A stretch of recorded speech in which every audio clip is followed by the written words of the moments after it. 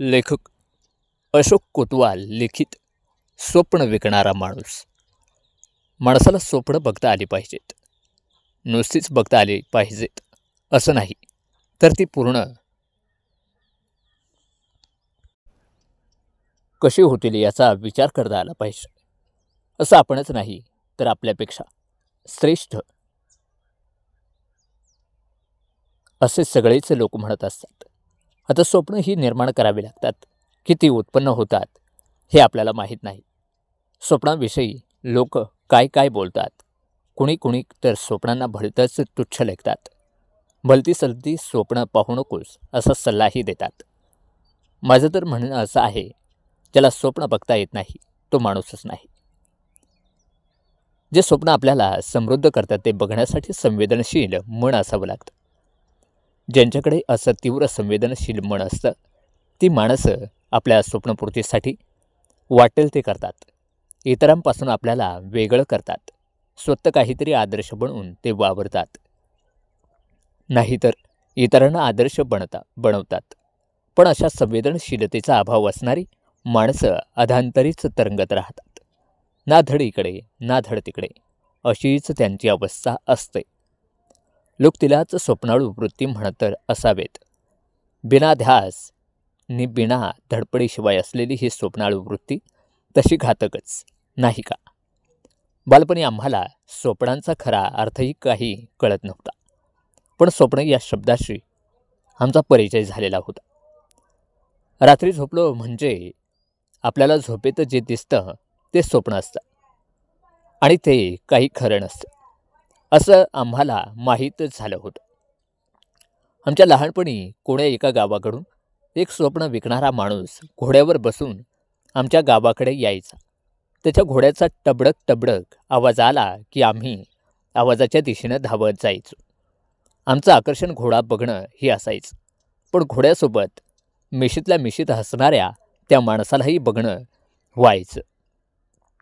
तलम रेशमी धोतर, त्यावर तसाच जरीचा सैलसर कुडता, डोक्याला लाल पांढरा फेटा, डोळ्यावर चष्मा, पायांत चांबडी बूट, गव्हाळ रंगाचा झुपकेदार मिशा असलेला हा माणूस होताही तसाच धिप्पाड. या स्वप्न विकणाऱ्या माणसाची आम्हाला गंमतच वाटायची. शिवाय कुतूहल पण.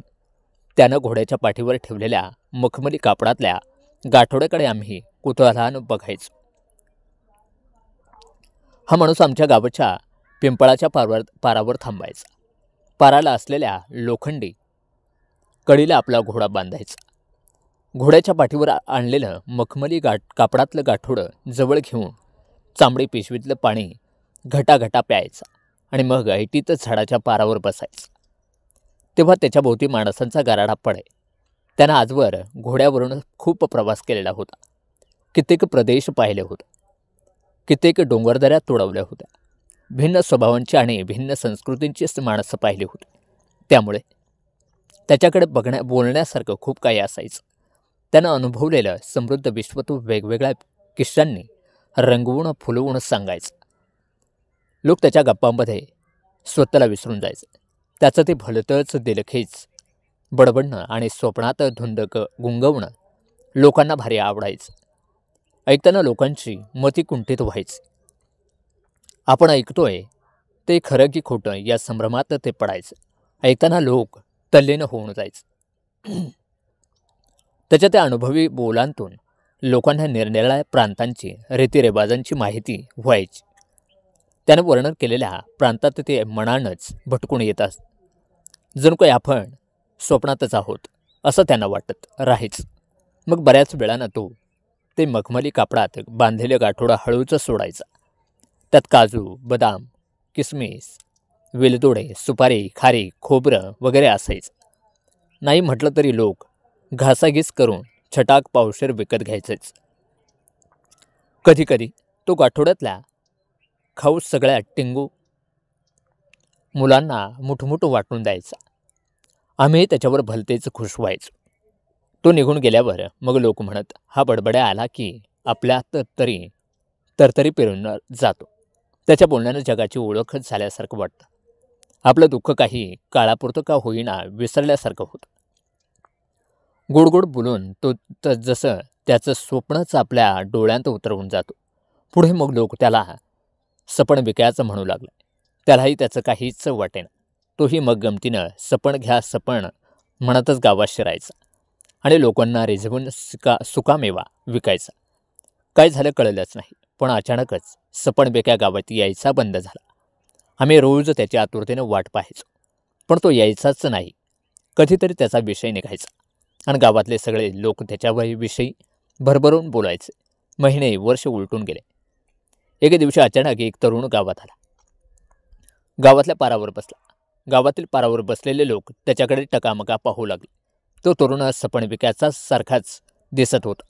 तोच चेहरा, तीच अंगकाठी, जणू सपन विकायच गावात आला होता. आम्ही सगळी मुलं पाराजवळ जमलो. आमच्या गावातल्या सगळ्यांत वृद्ध तात्यांनी त्याला विचारलं, कोण रे बाबा तू, कुठून आलास? तो म्हणाला, मी तुमच्या सपन विकायचा मुलगा. गुडघेदुखीच्या त्रासामुळे बाबा बऱ्याच वर्षांपासून गावेगावी जाऊ शकत नाहीत. पण खरं सांगू का, गावांत जाणं, तिथल्या लोकांना एकत्र जमवणं, त्यांच्याशी बोलण्यासाठी सुकामेवा विकणं हे केवळ बाबांचं एक निमित्त होतं. त्यातून त्यांना खूप आनंद मिळत असे. आपले अनुभव, आपल्याजवळचं ज्ञान इतरांना सांगावं, दुसऱ्यांना आनंद द्यावा, असं माझ्या वडिलांचं स्वप्न होतं. लोकांची सेवा करण्याचा त्यांचा हा मार्ग मला खूप खूप आवडला. नुकतंच माझं वैद्यकीय शिक्षण पूर्ण झालं आहे. गावोगावी जाऊन वृद्ध आजारी लोकांची सेवा करायची असं मी मनोमन ठरवलं आहे. बाबांचं हे स्वप्न पूर्ण करण्यासाठीच मी तुमच्या गावात आलो आहे.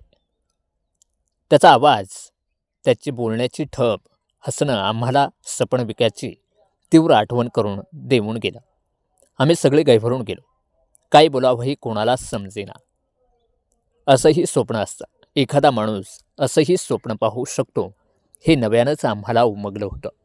धन्यवाद.